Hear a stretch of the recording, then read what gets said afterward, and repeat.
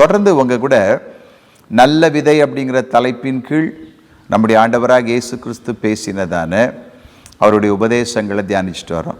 அவர் வாயிலிருந்து புறப்பட்டு வந்த வார்த்தைகள். இன்றைக்கு அப்படித்தான் தியானிக்க போகிறேன்.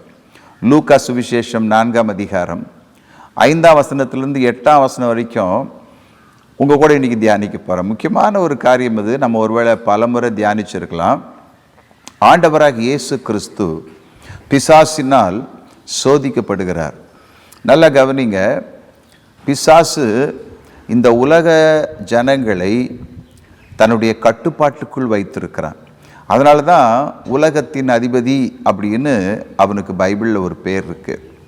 அவன் என்ன செய்கிறான்? ஜனங்களை பாவத்திலும் இச்சையிலும் கட்டி வைத்திருக்கிறான். அதனால் மனிதர்கள் பெருமையினால் அல்லது இச்சையினால், கண்ணின் இச்சை, மாம்சத்தின் இச்சை, ஜீவனத்தின் பெருமையினால் அவனுடைய ஆளுகைக்குள்ளாக இருக்கிறாங்க. கவனிக்கிறீங்களா? இந்த பூமி அவனுடையதல்ல, பூமி கர்த்தருடையது. பூமியும் அதன் நிறைவும் கர்த்தருடையது. அண்ட சராசரத்தையும் தம்முடைய வாயின் வார்த்தையினால் தேவன் உண்டு பண்ணினார். ஏன் பின்ன இந்த உலகத்தின் அதிபதி சாத்தான்னு சொல்லப்பட்டிருக்கு அப்படின்னா, சாத்தான் ஜனங்களை பாவத்தில் கட்டி வைத்திருக்கிறான். கவனிக்கிறீங்களா? அவனுடைய சுபாவம் ஜனங்களுக்குள்ளே விதைக்கப்பட்டிருக்கிறது. ஒரு மனிதன் பிறக்கும் பொழுதே பாவத்தில் பிறக்கிறான் பாருங்க. அவனுக்குள்ள இச்சை இருக்குது, அவனுக்குள்ள பாவம் இருக்குது, அவனுக்குள்ள பொறாமை இருக்குது, அவனுக்குள்ள பிசாசின் எல்லா சுபாவங்களும் இருக்குது. ஆண்டவராக இயேசு கிறிஸ்து என்ன சொன்னார்?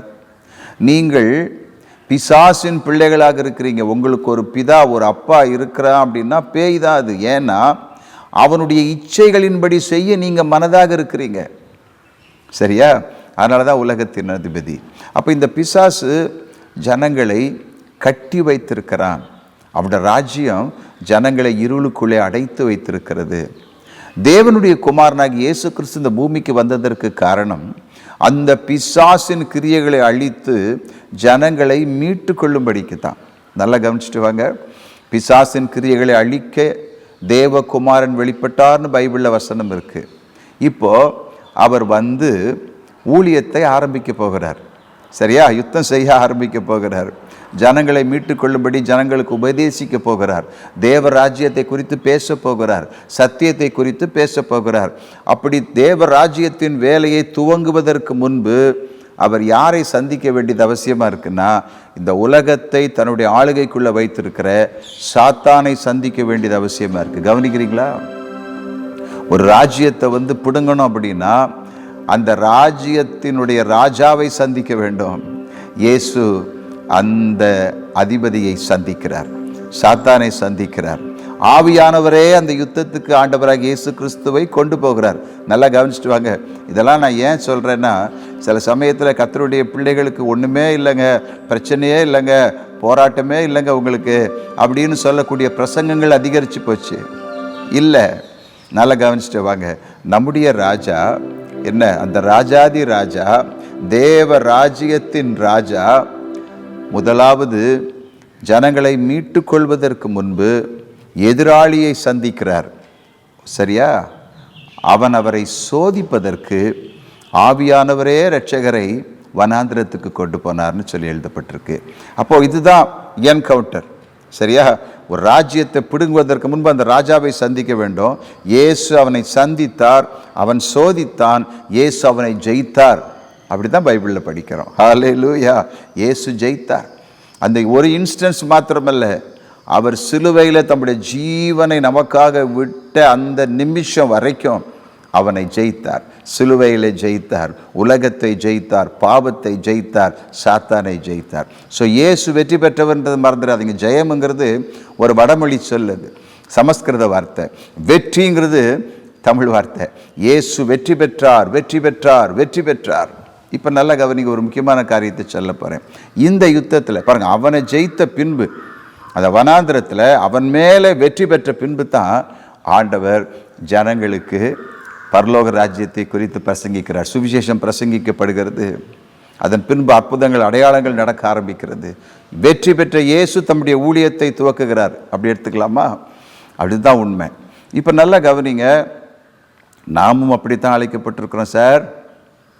வெளிப்படுத்தின விசேஷம் 3:21 ரொம்ப அழகாக சொல்லுது. பிரதர், கவனிங்க. கர்த்தருடைய ஊழியத்தை செய்கிற அன்பு சகோதரரே கவனிங்க. வெளிப்படுத்தல் 3:21 சொல்லுது, வெற்றி பெற்று நான் வெற்றி பெற்று என் பிதாவின் சிங்காசனத்தில் அவரோடு உட்கார்ந்திருக்கிறது போல வெற்றி பெறுகிற எவனும் என்னோடு கூட என் சிங்காசனத்தில் உட்காரும்படி அருள் செய்வேன் சொல்வது நம்முடைய இரட்சகராக இயேசு கிறிஸ்து, the king of Kings, Rajathi Raja. So வெற்றி அவசியம். கர்த்தர் ஏற்கனவே வெற்றி பெற்றிருக்கிறார். அந்த வெற்றியை அஸ்திபாரமாக வைத்து நாமும் வெற்றி பெற வேண்டும். சரியா? தோத்து போய் பாவத்தில் விழுந்து மீண்டும் மீண்டும் மீண்டும் உழண்டு உலகத்தின் பக்கம் சாத்தானின் பக்கம் இருந்துக்கிட்டு ஊழியம் செய்கிறேன்னு சொல்லக்கூடாது. கர்த்தருடைய பிள்ளைகளாக இருக்க முடியாது. இப்போ அதை தான் தியானிக்க போகிறோம். இப்போது நான் சொன்னதான லூக்கா சுவிசேஷம் 4ஆம் அதிகாரம் அந்த 5ஆம் வசனத்துலேருந்து 8ஆம் வசனம் வரைக்கும் படிச்சிங்கன்னா சாத்தான் ஒரு சோதனை அவருக்கு முன்னால் கொண்டு வரோம். அது என்ன அப்படின்னா, உலகத்தின் எல்லா ராஜ்யங்களையும் ஒரு நிமிஷத்தில் கர்த்தருக்கு காண்பித்து இவை எல்லாம் எனக்கு கொடுக்கப்பட்டிருக்கிறது. நல்லா கவனிங்க. இதெல்லாம் எனக்கு கொடுக்கப்பட்டிருக்கு. நான் எனக்கு பிரியமானவனுக்கு அதை கொடுக்குறேன். இந்த மகிமையை கொடுக்குறேன். எனக்கு யார் பிரியமானவனோ அவனுக்கு நான் இந்த மகிமையை கொடுக்குறேன். அவனுடைய கையில் இந்த ஆளுகையை நான் கொடுக்குறேன். இப்போது நான் இதை உமக்கும் கொடுக்குறேன். சரியா? தேவனுடைய குமாரனை பார்த்து பிசாசு சொல்கிற வார்த்தை என்ன தெரியுமா? இதை பாருங்கள், பூமியினுடைய ராஜ்யங்களை பாருங்கள், இதெல்லாம் என் கையில் கொடுக்கப்பட்டிருக்கு. இதை நான் உங்களுக்கு கொடுக்குறேன். இந்த மகிமையை உங்களுக்கு கொடுக்குறேன். ஏன்னா இவை எல்லாவற்றையும் உங்கள் ஆளுகைக்குள்ளே கொடுக்குறேன். நீங்கள் என்ன செய்யணும் தெரியுமா? என்னை தாழ பணிந்து கொள்ள வேண்டும். கவனிக்கிறீங்களா? இயேசு கிறிஸ்து பூமியை மீட்கத்தான் வந்தார், ஜனங்களை மீட்கத்தான் வந்தார். ஆனால் ஜனங்களை மீட்பதற்காக தேவன் அவரை அனுப்பினாரே, பரிசுத்தமுள்ள பரம தகப்பன் அவரை அனுப்பினாரே, அவருக்குள்ளே வேறே ஒரு ரகசிய திட்டம் இருந்தது. தேவ சித்தம் என்பது வித்தியாசமானது. எப்படி ஜனங்களை மீட்டு கொள்ள வேண்டும் என்கிறதான தேவ சித்தம் தேவனுக்குள் இருந்தது. அதை கிறிஸ்து இயேசு அறிந்திருந்தார், குமாரன் அறிந்திருந்தார். நல்லா கவனிச்சுட்டு வாங்க. உலகத்தை மீட்கணும் தான், ஆனால் அதற்கு தேவனுடைய வழியில், நீதியுள்ள வழியில் தான் போய் மீட்கணும். ஒவ்வொரு மனுஷனுக்காக ஆண்டவராக இயேசு கிறிஸ்து மரணத்தை ருசி பார்க்கணும். அதுதான் தேவ திட்டம். எல்லாருடைய அக்கிரமங்களும் பாவமில்லாத அவர் மேல் வைக்கப்பட வேண்டும். அவர் அதற்காக அடிக்கப்பட வேண்டும், நொறுக்கப்பட வேண்டும், தன் ஆத்துமாவை மரணத்தில் ஊற்ற வேண்டும். அதன் பின்பு தான் இந்த ஜனங்களை மீட்டுக்கொள்ள முடியும். இரட்சகர் முதலாவது நொறுக்கப்பட வேண்டும். கவனிக்கிறீங்களா? இது தேவ திட்டம். சிலுவையில் அவர் தம்முடைய ஜீவனை கொடுக்க வேண்டும், ரத்தம் சிந்த வேண்டும். ரத்தம் சிந்துதல் இல்லாமல் ஜனங்களுக்கு மீட்பு கிடையாது. இது தேவ திட்டம். ஆனால் சாத்தான் எவ்வளவு ரொம்ப அழகாக சொல்கிறான் பாருங்க. இந்த ஜனங்கள் தானே வேணும், இந்த ஜனங்களை மீட்கத்தானே வந்திருக்கிறீங்க, இந்த உலக மக்கள் தானே வேணும், உலகத்தையே கொடுத்துட்றேன், உலகத்தையே உங்கள் கையில் கொடுத்துட்றேன், நீங்கள் எடுத்துக்கோங்க, ஒன்றும் பிரச்சனை இல்லை, நானே கொடுத்துட்றேன். ஆனால் நீங்கள் என்னை பணிந்து கொள்ள வேண்டும். தந்திரமான வழி, தந்திரமான யோசனை. இப்போ சிலுவைக்கு போக வேண்டாமே, மரிக்க வேண்டாமே, ரத்தம் சிந்த வேண்டாமே, ஜனங்களுடைய அக்கிரமங்களை சுமந்து கொள்ள வேண்டாமே, தந்திரமான வழி. ஆனால் இயேசு என்ன சொன்னார் தெரியுமா? எனக்கு பின்னாக போ சாத்தானே, ஹல்லேலூயா, கோ பிஹைண்ட் மீ, பின்னால போ. உன் தேவனாகிய கர்த்தர் ஒருவரையே ஆராதிப்பாயாக என்று எழுதியிருக்கிறது. உன் தேவனாகிய கர்த்தர் ஒருவரையே சேவித்து அவர் ஒருவருக்கே ஆராதனை செய்வாயாக என்று எழுதியிருக்கிறதே. ஹல்லேலூயா. இதாங்க வெற்றி. இன்றைக்கு நிறைய கர்த்தருடைய பிள்ளைகள் கர்த்தர் தான் எங்களை ஆசீர்வதிக்கிறாங்கன்னு சொல்லிட்டு, ஆனால் வழி அநீதியான வழியை தெரிந்து கொள்கிறோம், அநியாயமான வழியை தெரிந்து கொள்கிறோம். இன்றைக்கு நிறையா கர்த்தருடைய ஊழியக்காரங்க இன்றைக்கி சமீபத்தில் வரக்கூடியதான செய்திகள் எல்லாம் கேட்டால் எவ்வளோ பயமாக இருக்கு. ஃபோக்சோ சட்டம் யாரோ ஒரு ஊழியக்காரர் மேலே போடப்பட்டிருக்குன்னு சொல்கிறாங்க. ஒரு கர்த்தருடைய ஊழியக்காரரை கைது பண்ணி ஜெயிலில் வச்சுருக்கிறாங்க, என்ன ஆயுள் தண்டனை கொடுத்துருக்காங்கன்னு சொல்லப்படுது. இன்னும் நிறைய காரியங்களை கேள்விப்பட உள்ளம் உடைந்து போகுது. நான் என்ன நினைக்கிறேன், கர்த்தருடைய ஊழியத்தை சுலபமான வழியில், குறுக்கு வழியில் ஒரு நாளும் செய்ய முடியாது, ஒரு நாளும் செய்ய முடியாது. ஜனங்களை ஆத்தும ஆதாயம் செய்வதற்கு எந்த ஒரு குறுக்கு வழியும் நம்ம கை கொள்ள முடியாது. இப்படி கவர்ந்து இழுத்துடலாம், அப்படி கவர்ந்து இழுத்துடலாம். நம்முடைய அழகுனால இழுத்துடலாம், நம்முடைய கவர்ச்சியில் இழுத்துடலாம், நம்முடைய கட்டுடலை காண்பித்து இழுத்துடலாம். என்ன அப்படியெல்லாம் நம்ம நினச்சோன்னு வச்சிங்களேன், அது தேவ திட்டம் அல்ல, ஆனால் அது சாத்தானுடைய திட்டம். கவனிக்கிறீங்களா? கர்த்தர் நம்மை ஆசீர்வதிக்க விரும்புகிறார், உண்மைதான், நான் இல்லைன்னு சொல்லலை. நம்மை ஆசீர்வதிப்பதே கர்த்தருக்கு பிரியம்தான். ஆனால் அந்த ஆசீர்வாதம் என்பது அநீதினால் வரக்கூடிய ஒன்றல்ல, ஒருவரை ஏமாற்றி அதன் மூலமாக வரக்கூடிய லாபம் அல்ல, அநியாயத்தினாலே வரக்கூடிய லாபம் அல்ல. அநியாயத்தினாலும் அநீதியினாலும் பொருட்களை சம்பாதித்து விட்டு இதை எனக்கு கர்த்தர் கொடுத்தார் அப்படின்னு நம்ம நினைப்போம்னா அது சாத்தானுடைய வழி. கவனிக்கிறீங்களா? இயேசு சாத்தானை வெற்றி பெற்றார். ஆகையினால என் அன்பு நண்பர்களே, என் அன்பு சகோதர சகோதரிகளே, அதிகமாக பொருளாசை பிடிச்சி என்ன கர்த்தரை ஆசீர்வதிக்கணும் ஆசீர்வதிக்கணும் ஆசீர்வதிக்கணும் ஆசீர்வதிக்கணும்னு சொல்லி நாமே தவறான வழிகளை தெரிந்து கொண்டு, நல்லா கவனிக்கிறீங்களா, நாமே தவறான வழிகளை தெரிந்து கொண்டு அதில் சம்பாதித்து, நிறைய பேர் பாருங்க, கர்த்தருடைய பிள்ளைகள் கடன் வாங்கிட்டு திரும்ப கொடுக்கறது இல்லை, அதை பற்றி யோசிக்கிறது இல்லை. எனக்கு நிறைய ஃபோன் கால் வருது, கடன் வாங்கிட்டோம் கடன் வாங்கிட்டோம், ஜெபம் பண்ணுங்க ஜெபம் பண்ணுங்க, பயமாக இருக்குது பயமாக இருக்குன்னு. கடன் வாங்கினது உண்டானால் அதை திருப்பி கொடுக்கணும், அது இன்னொருவருடைய பணமாச்சே. ஒருவேளை வங்கியில் வாங்கியிருந்தா பேங்க்கில் வாங்கியிருந்தா அது திருப்பி கொடுக்கணும், அது இன்னொருவருடைய பணமாச்சே. நிறைய பேர் அப்படி பணத்தை வாங்கிட்டு, நிறையா ஊழியக்காரங்க பணத்தை வாங்கிட்டு அதை திருப்பி கொடுக்காம என்ன இல்லை இல்லை அப்படின்னு சொல்லி தாங்களே அதை வைத்து கொள்ளும் பொழுது அது இன்னொருவருடைய பணமாச்சே, இன்னொருவருடைய உழைப்பில் வந்த காசாச்சே. அதை நீங்கள் வச்சுக்கிட்டு என்னை கர்த்தர் ஆசீர்வதித்தார்னு சொல்ல முடியுமா? இதுதான் சாத்தானுடைய வழி. இயேசு சாத்தான் மேல் வெற்றி பெற்றார். அவன் உலகத்தையே காண்பிக்கிறான், மக்களை காண்பிக்கிறான், மகிமையை காண்பிக்கிறான், எல்லாம் உங்களுக்கு கொடுக்குறேங்கிறான். இயேசு எனக்கு பின்னாலே போன்னு சொன்னார். அந்த வழியை நம்முடைய இரட்சகர் தெரிந்து கொள்ளவில்லை. பாடுகளின் வழியாக போனாலும் தேவனுடைய வழியை அவர் தெரிந்து கொண்டார். சிலுவையின் வழியாய் போனாலும் தேவ சித்தத்தை நிறைவேற்றுவதில் அவர் பிரியமாக இருந்தார். கவனிக்கிறீங்களா? கவனிக்கிறீங்களா? என் அன்பு கர்த்தருடைய பிள்ளைகளே, ஆசீர்வாதம் அப்படிங்கிறதான ஒரு போர்வைக்குள்ள என்ன மறைக்கப்பட்டிருக்கிறதான சில அநீதிகளை விட்டு விலகிருங்க. நான் கேள்விப்பட்டது என்னன்னா, ஆசீர்வாதத்தையே குறித்து பேசுகிற ஒரு சர்ச்சில், சென்னையில் ஆசீர்வாதம் ஆசீர்வாதம்னு பேசப்படுகிற ஒரு சபையில் அநேகர் பேங்க்ரப்டாக இருக்கிறாங்களாம், வங்கிக்கு கொடுக்க வேண்டியதான கடனை திரும்ப கொடுக்காமல் இருக்கிறாங்கன்னு சொல்லி நான் கேள்விப்பட்டேன். ஒரு ஆழம் எனக்கு தெரியாது. ஆகையினால் கர்த்தர் ஒரு மனிதனை ஆசீர்வதிப்பார், ஆனால் அதில் வேதனை இருக்காது, இருதயத்தில் வேதனை வராது.